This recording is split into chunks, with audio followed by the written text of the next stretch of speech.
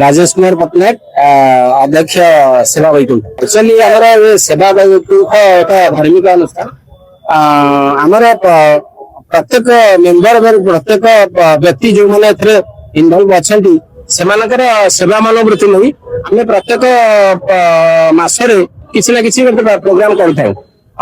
विगत दिन मानक रुकुणा रथ भी दही पानी बंटन होता आप जानते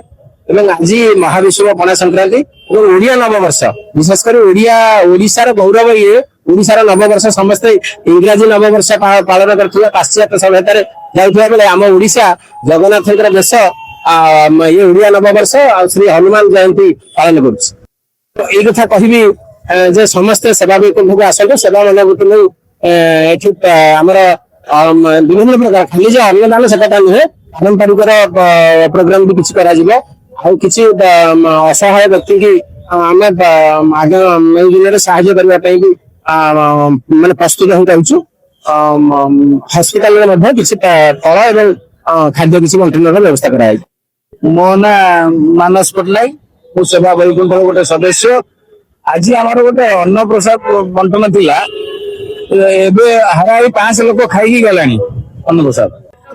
आगु चली रुकुणा रथ पुरी रथ यात्रा आपणकर खरा बेले दही पानी आज अन्न प्रसाद मझे मझे आम सब जगह दौर एथर यही स्टेशन बजार दौर आम तो मेम्बर आरंभ करूँ 15-17 जन आरंभ करूँ आमर हो 1000-1500 ओडिशा सारा है समस्त आम गोटे आनुआल मीटिंग आसती पुणी हम आनुआल मीटिंग आसवे। आज्ञा मिता पट्टनायक मोर ये सेवा वैकुंठ मु मेम्बर आ मो स्वामी भी मेम्बर आमर सेवा वैकुंठ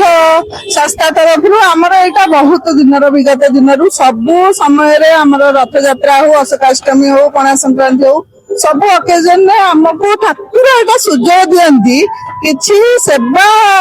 जनसाधारण करने आमे करुचु एटा कहयाटा पूरा भूल कौन मनीष करंदिनी ठाकुर सुजोग देइछन्ति जो सुजोग पई कि आमे निजुको बहुत धन्य मन करुचु ए सेवा वैकुंठ ना अनुसार हमको भी ठाकुर वैकुंठ सेवार माने सुजोग दउछन्ति आमे जोटा कि करि पारुचु नले हमर सेती ताकत नै आमे काहाकू दे पारु भगवान आम द्वारा करौछन्ति से सुजोग हमको मला पर्यंत हमको एम देइथांतु आमे सबु बेले तांको 15 वर्ष है आमर ए संस्था